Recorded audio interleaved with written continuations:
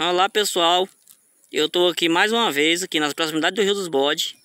E hoje estou dando uma espiadazinha nessas formigas, que são as formigas de roça. Uma das maiores formigas que a gente acha por aqui. E também uma das bem agressivas. Não é a mais agressiva, mas ela também são agressivas. Inclusive algumas já tentou me atacar para defender o território dela. Mas eu fiz o procedimento padrão que se deve fazer. Nada de esmagar os bichinhos quando elas te atacam.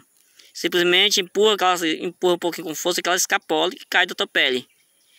Porque se você esmagar, você vai fazer que ela libere um feromônio e atrai outras formigas para te atacarem, porque você se tornou uma ameaça para elas, para todo formigueiro.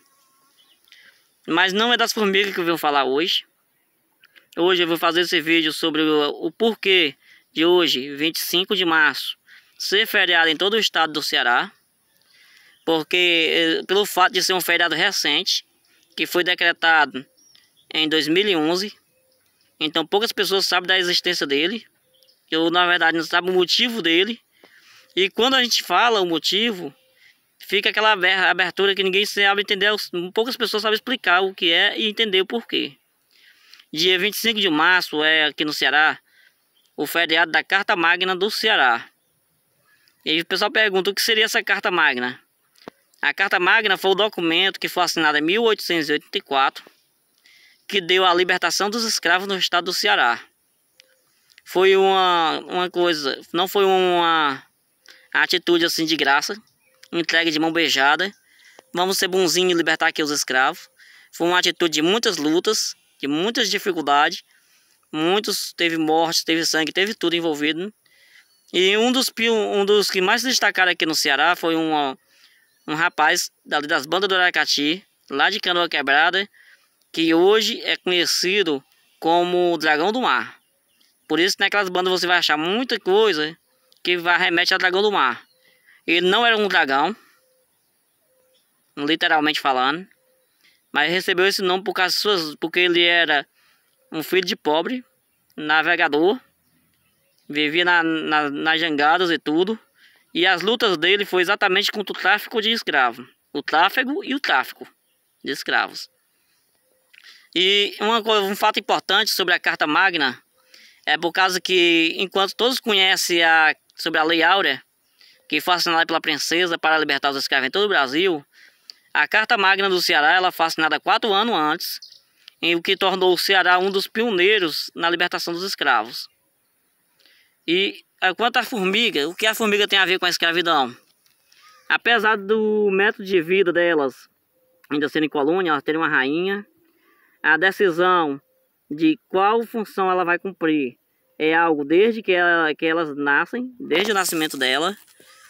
Eu não estou associando as formigas exatamente à escravidão e à Carta Magna, mas ela faz uma alusão a uma historinha que eu vou contar. Uma historinha que muita gente conhece, que já foi contada lá nos tempos de escola e a gente acha em muitos livros, que não acontece aqui no Nordeste, que é a história do Negrinho do Pastoreio. É uma historinha simples, pequena e de muito impacto, por causa que ele trata de um negro, uma criança, que trabalhava na fazenda, vivia na fazenda de um senhor muito rico, e também muito ruim, muito agressivo, que punia o negrinho por qualquer coisa. Fosse por erros dele, fosse por estar chateado, fosse por erros de outra pessoa, ele punia esse negrinho. E a função principal desse negrinho era cuidar dos animais desse senhor. E acontece que um dia de tempestade, os animais se assustaram e debandaram. E o negrinho ficou responsável por ir buscar os animais, mesmo embaixo da chuva ele foi obrigado a ir em buscar esses animais. Ele foi forçado a ir buscar os animais, senão apanhava mais ainda e era punido, deixando além da surra, ainda passava fome. Então ele foi em busca dos animais, conseguiu trazer quase todos, mas o cavalo preferido desse senhor de terras, que lá é uma região dos Pampas, o cavalo lá é muito importante, sempre foi. O cavalo é um dos animais que eles mais gostam e é o transporte principal da época. Esse cavalo, o negrinho não conseguiu achar ele e trazer de volta, hein? E por isso que o negrinho foi agredido, foi punido, espancado. E depois de espancado, ele foi amarrado e jogado em cima de um formigueiro, para que as formigas o matassem. E deixado lá a noite todinha. Mas no outro dia, o patrão se assustou com o que viu. Ele viu que o negrinho não tinha levado nenhuma mordida. As formigas estavam todas lá ao redor do negrinho. E há versões que contam que as próprias formigas cortaram as cordas para o negrinho se libertar. Com raiva disso, ele obrigou novamente o negrinho a voltar para as matas e buscar esse cavalo. O cavalo baio, como eles chamam, que é um cavalo muito importante para eles. E dissesse que o negrinho só voltasse quando o cavalo fosse encontrado. Então o negrinho partiu para as matas, anoiteceu, e no meio da mata o negrinho continuou sem encontrar o cavalo.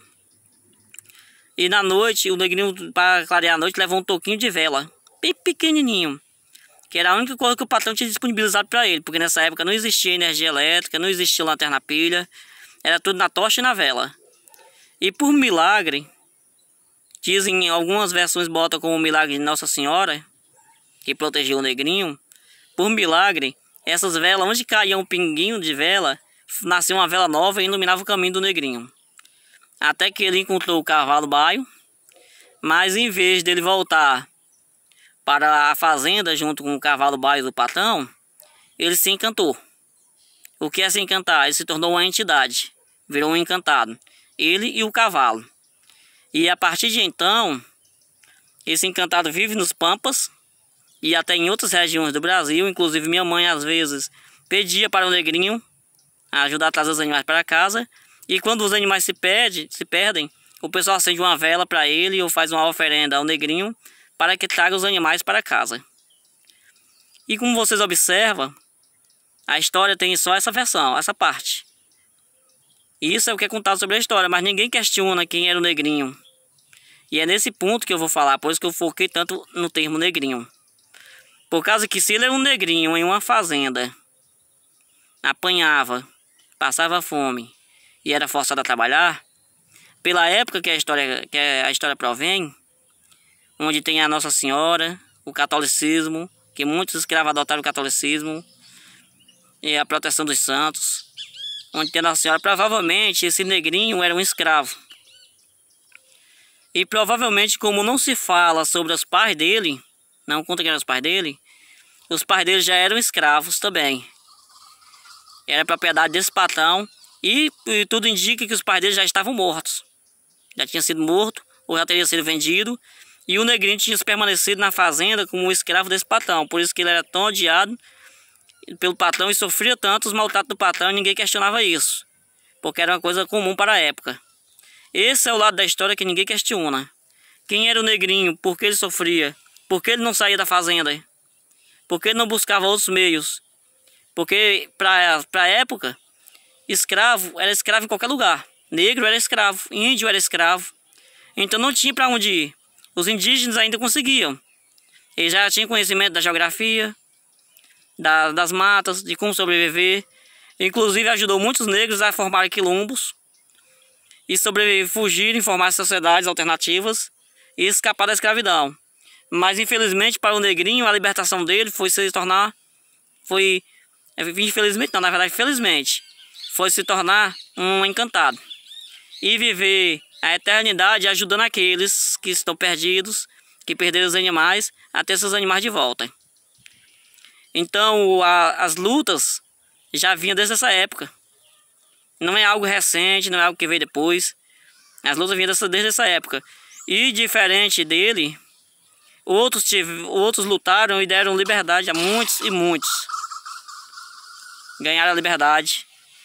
E a liberdade no papel, deixaram de ser propriedade de alguém, mas mesmo depois da liberdade, ficou questionável como eles iriam sobreviver. Se o preconceito ainda existia, que já existia, o preconceito coisas continuavam. Se eles não tinham dinheiro, se eles não tinham locais para ir, onde eles foram sobreviver? E assim eles foram para a periferia, formar essa comunidade e viver do seu jeito. E até hoje pagam por algo que eles não tiveram escolha. Pagam com preconceito até hoje na sociedade. Então o dia da Carta Magna não é só um dia, não é só um papel que foi assinado. Ele é uma forma de enaltecer uma luta antiga que permanece até os dias de hoje. Enquanto antigamente se lutava no derramamento de sangue, hoje tem as formas de lutar na palavra, no papel.